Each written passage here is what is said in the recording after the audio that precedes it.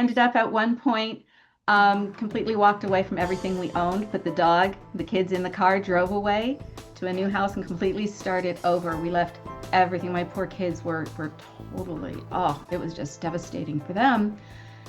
They didn't get it. They didn't understand what was going on. And it was so hard. But yes, leaving absolutely everything. And what that did, we thought, oh, good, we're going to get to the new house. I'm going to heal. Everything's going to be great. But what actually happened is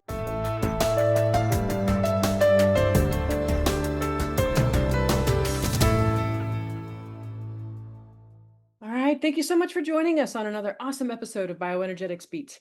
I'm Heather Gray, a functional diagnostic nutrition practitioner and certified bioenergetic practitioner, and today is brought to you by Nikki, Unleash the Wellness Within.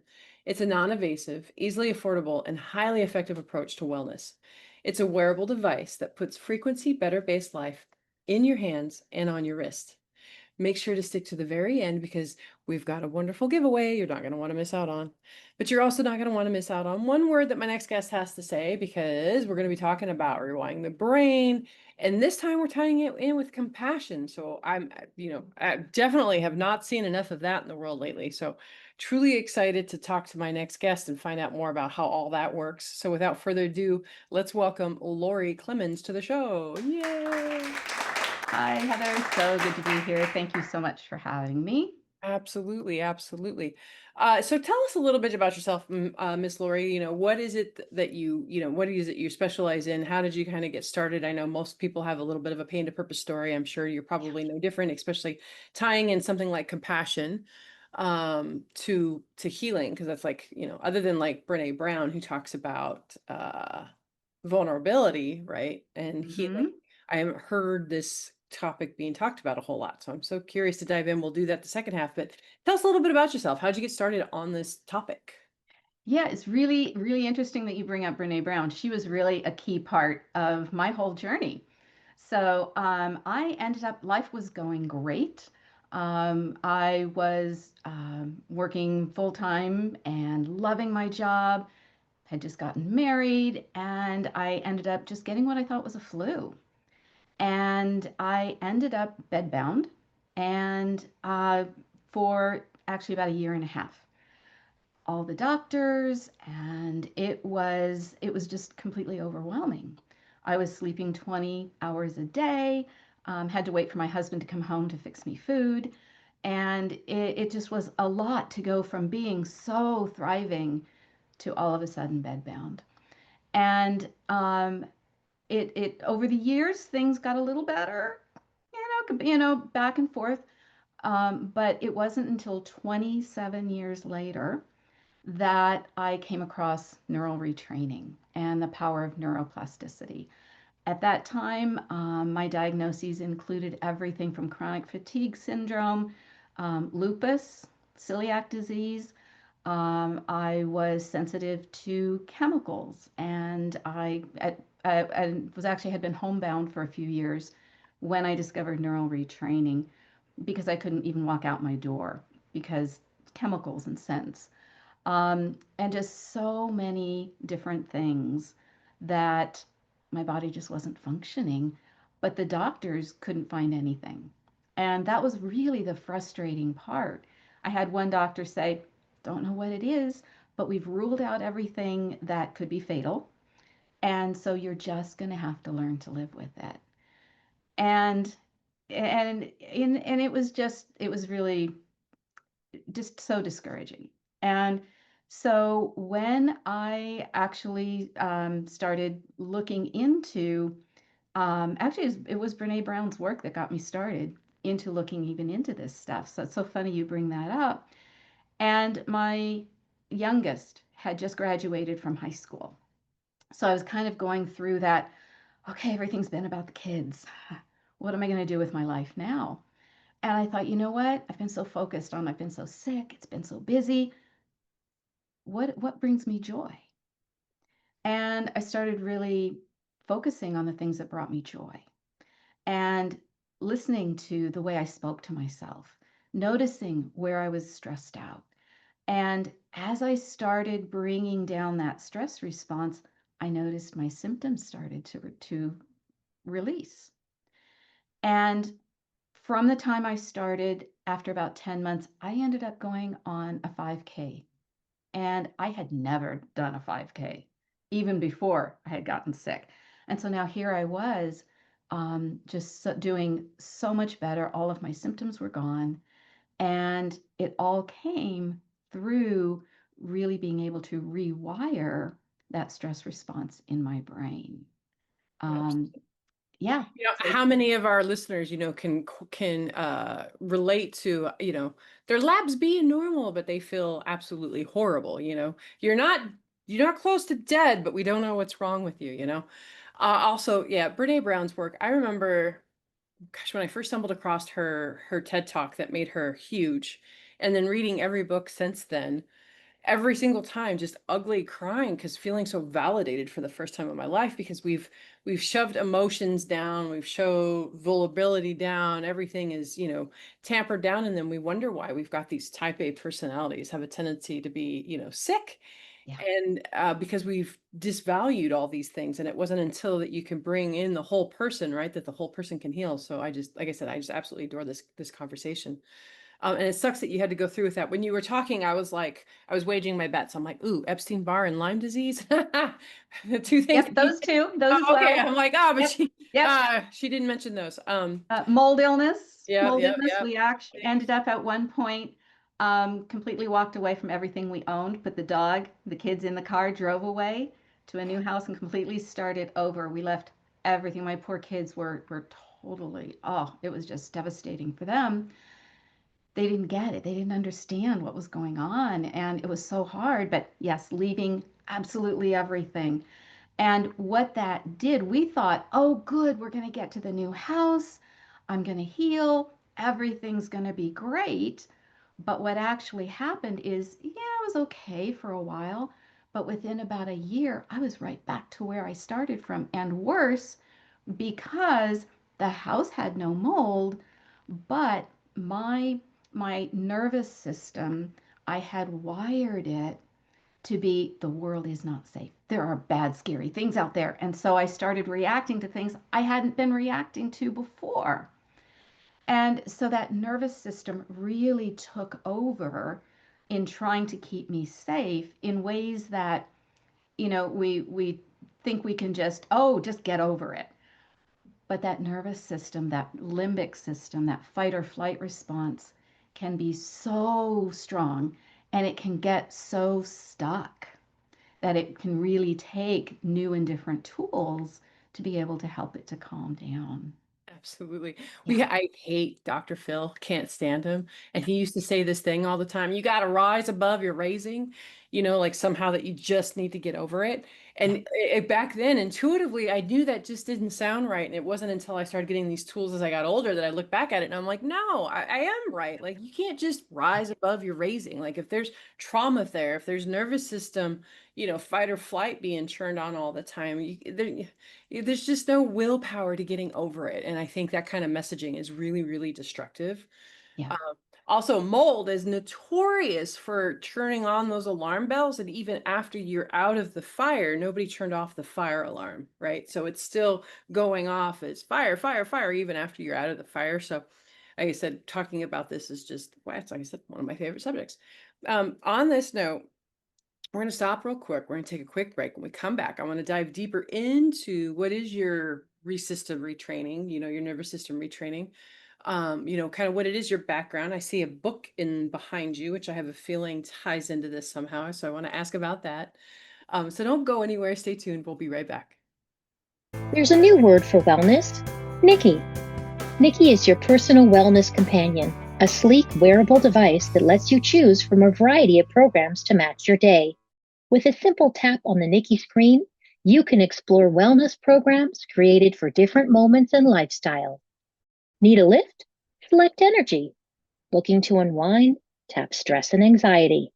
Want to feel more at ease? Choose pain. Heading out on a trip? Try travel to help you feel ready for new adventures.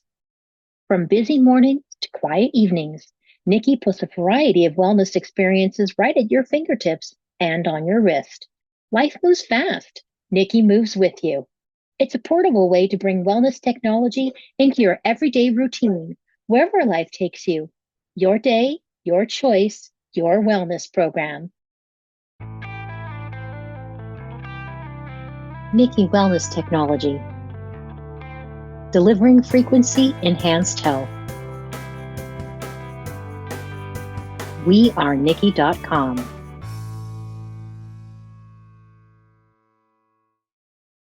Fantastic. Thanks for joining us again on this second half of the show.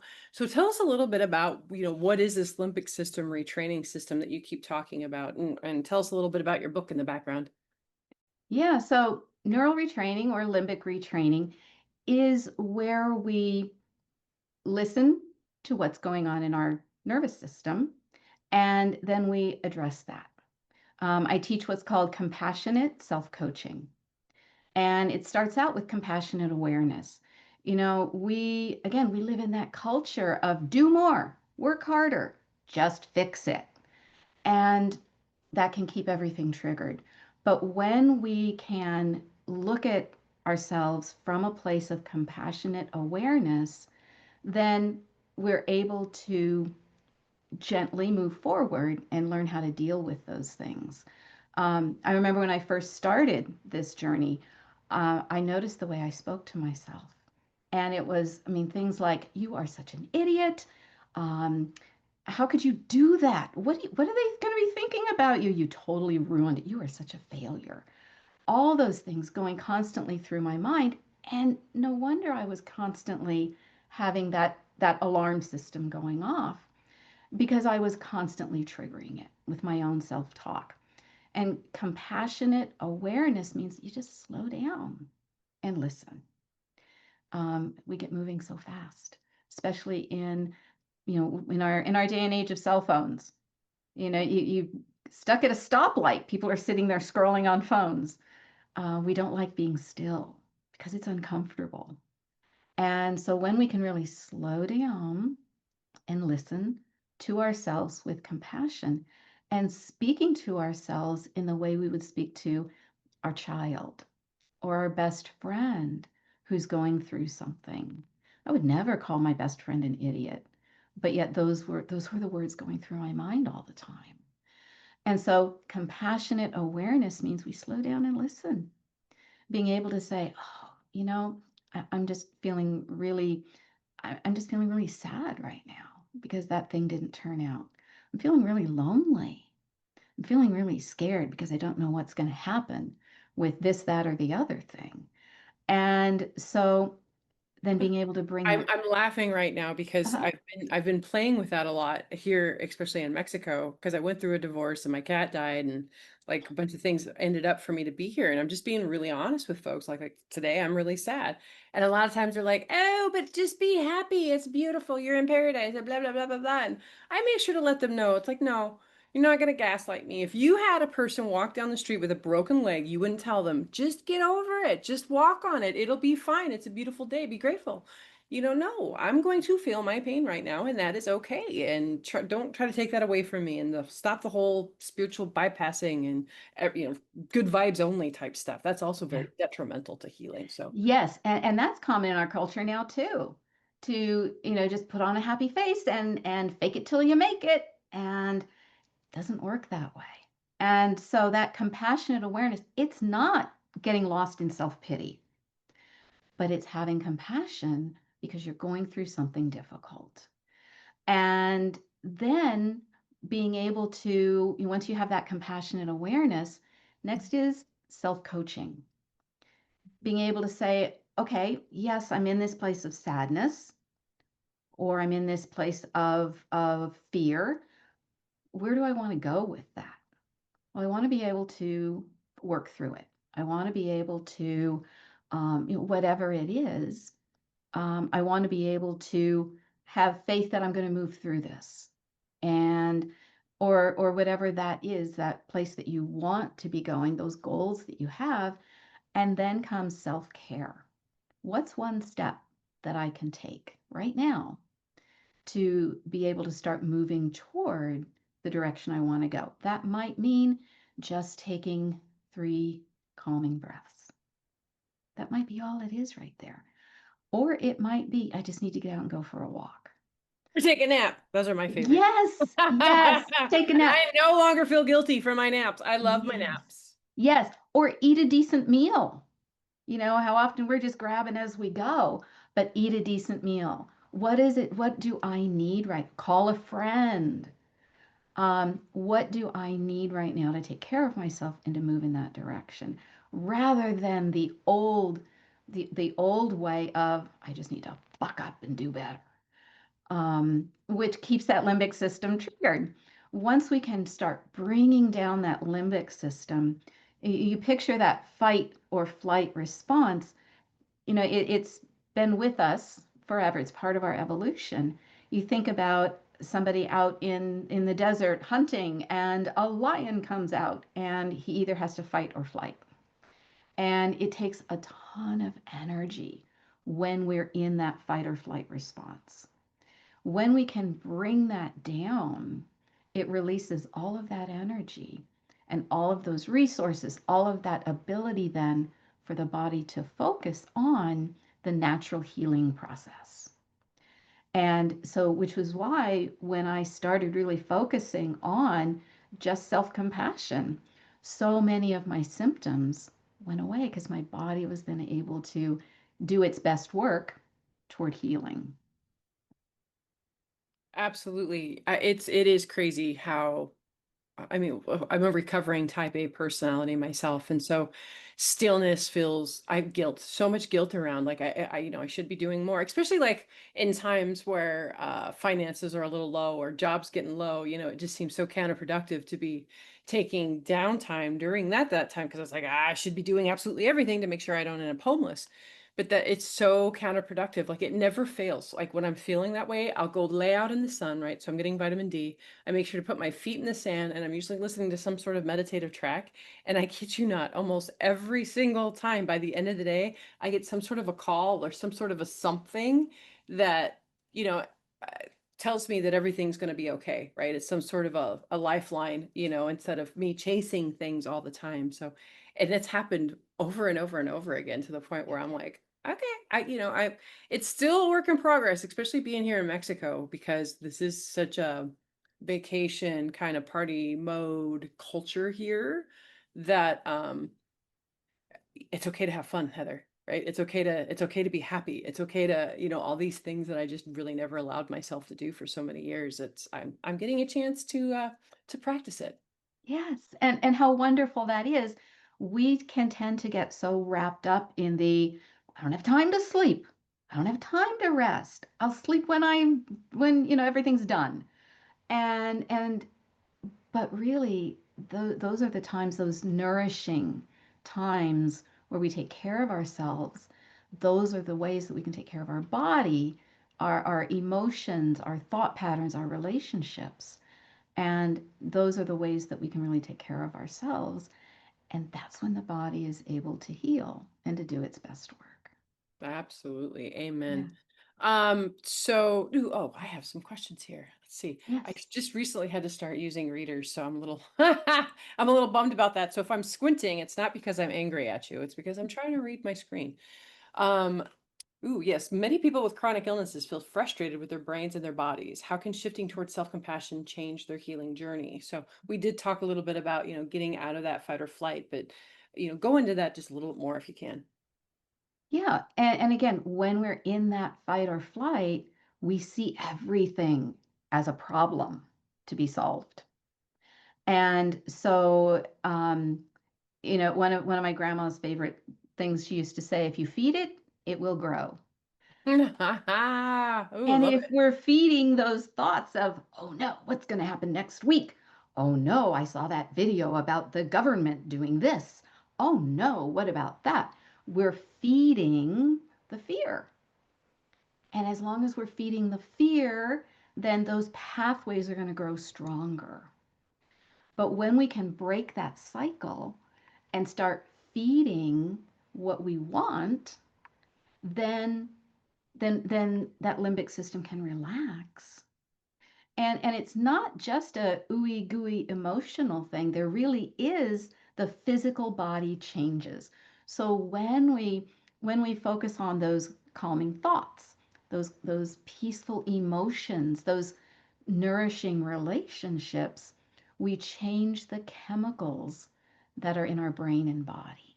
We release things like dopamine, serotonin, oxytocin, and we are actually not only able to rewire the brain, but we're changing our body as well. So it's just so powerful. Absolutely. You are absolutely adorable. Like, I just want to eat you up. You're just like this wholesome, sweet. Everything about you, I just adore. And then you say these cute little things like ooey gooey. I can't handle it. Um, so what are some practical steps that listeners can take to kind of start them on this journey? So, compassionate self coaching. Start out with taking some time for compassionate awareness. And so being able to take a few breaths, being able to maybe do some journaling, maybe get out and go for a walk, or just sit outside, have lunch outside on the patio. I mean, it's a simple thing, but how often are like, I've just got to eat and get on with life. um, Finding ways to have that compassionate awareness. Now, one thing to remember is when we start having awareness, we might bring up things that can be difficult. And so you want to be able to bring up things in a way that might push a little bit, but is still, you're able to work through it. If you start getting into things that are way above what you can handle, then making sure that you have either a way to distract yourself out of it, you have someone to talk to, a good friend or a therapist, if you're bringing up things that are so triggering that you're not able to handle it. Um, so, so again, having those tools to be in that compassionate awareness without it becoming overly triggering. I talk a lot about having tools to distract. You know what? Write for 3 minutes and then go and do something fun. Or, being able to disengage from some of those things. And then over time, being able to go a little bit deeper as you're working through those difficult things that might be coming up. Um, Compassionate awareness also means being aware of the really exciting things that are happening. We can get to the end of the day and all we know is, but I still have 20 things left on the to-do list. As opposed to, yeah, I didn't get everything done, but you know what? That was amazing to go for that walk and to be able to see the colors of the trees. Or, you know what? I just loved in line at the grocery store playing with that little baby in the cart in front of me. Finding those moments of joy that we have throughout the day that it's easy to just forget about because we can get so focused on the stress. And then just being able to have that self-coaching. Okay, yeah, you know what? I'm here now, but where do I want to be? What are my goals? Where am I going? What are my values? What's important to me? You know what? Connection's important to me. So for my self-care today, I'm going to make sure that I call my friend. And so being able to take some of these small, gentle steps, they make a huge difference as again, if you feed it, it will grow. And so we're now feeding the things that we want rather than being dragged down into those that we don't. My thing that I keep an eye out for is when I catch myself scrolling online, mindlessly scrolling, Facebook or YouTube. I'm like, oh, okay, let me bring some awareness here. What am I avoiding? What am I feeling? Usually it's, I don't want to return that email. I don't know what to say. So I'll just avoid it and scroll for a while. Or, I need to have that conversation. Or, ooh, I really need to do this. Or I'm just feeling really sad about something. And so I try and recognize what are my ways of trying to escape. For a Mm. lot of people, it's being on the phone. For some people, it's eating or overeating. For some people, maybe alcohol or drugs. Whatever it is for you, how do you recognize, oh, I'm avoiding awareness right now? and then being able to take steps, gentle steps, not out of judgment, but just gentle steps to be able to move toward what you want. Absolutely. I remember when I first started this work, like just catching those thoughts felt like a part-time job because I was just so many negative thoughts. And I didn't even realize it was happening. It was this one good thing my ex-husband did is one day he pointed it out as I was like berating myself. And he was like, stop talking to my wife like that. And I like froze and I was like, wow, okay, yeah, you're right. But it, only in a very short period of time of being just aware of these thoughts and switching them around, I now it's funny how much I see it in other people, right? They'll say things and I cringe and I'm like, don't talk to yourself like that.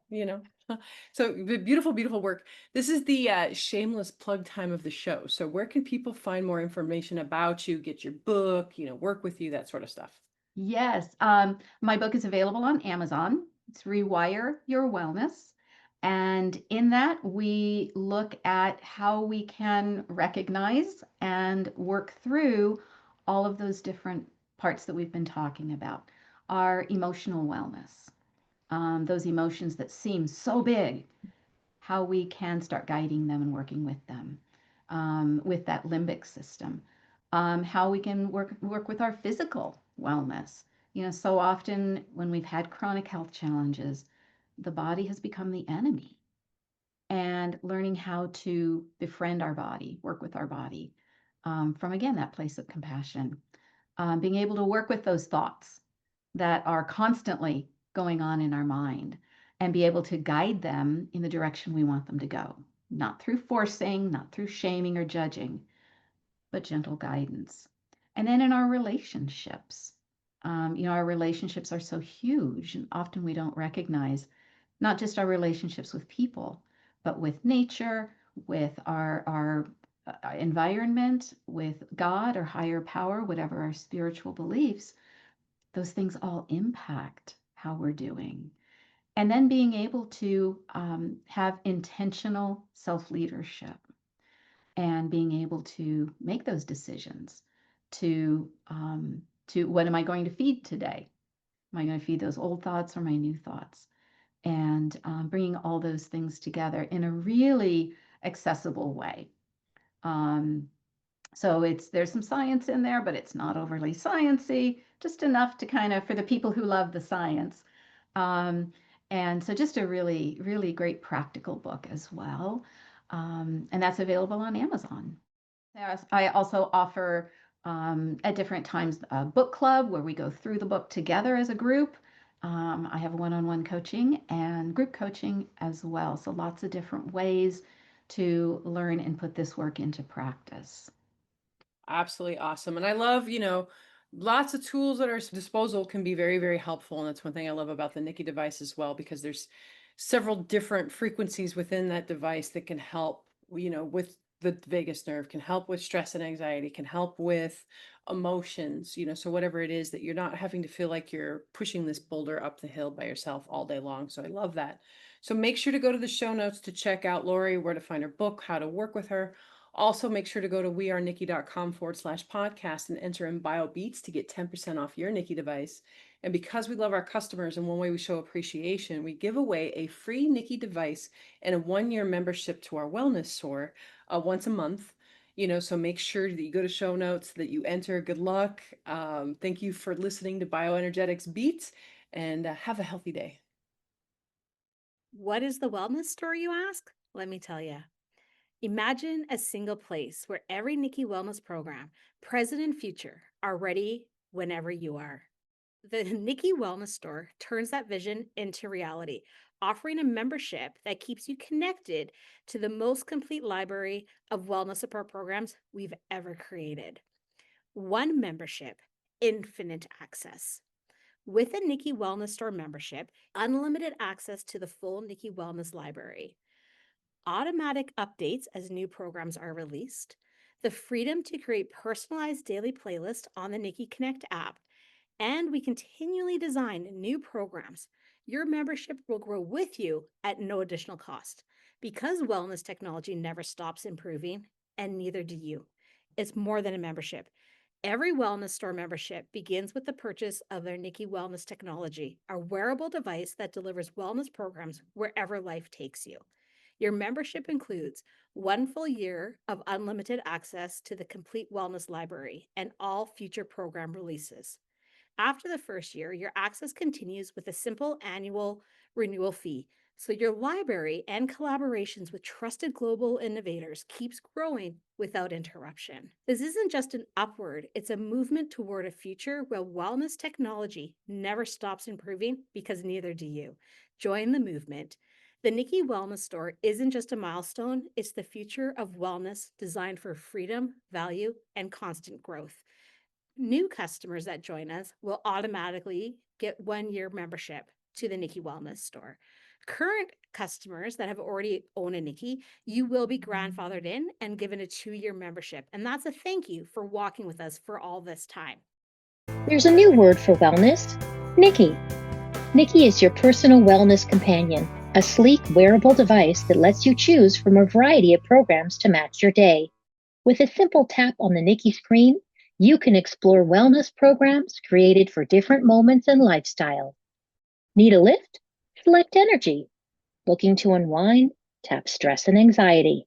Want to feel more at ease? Choose pain. Heading out on a trip? Try travel to help you feel ready for new adventures. From busy mornings to quiet evenings, Nikki puts a variety of wellness experiences right at your fingertips and on your wrist. Life moves fast. Nikki moves with you.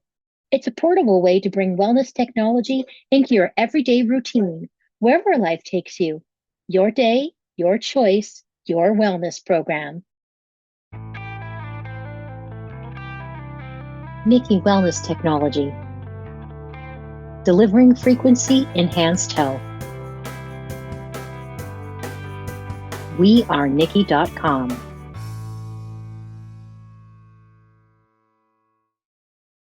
The views, information, and opinions expressed in this content are solely those of the individuals involved and do not necessarily represent those of Freemedica.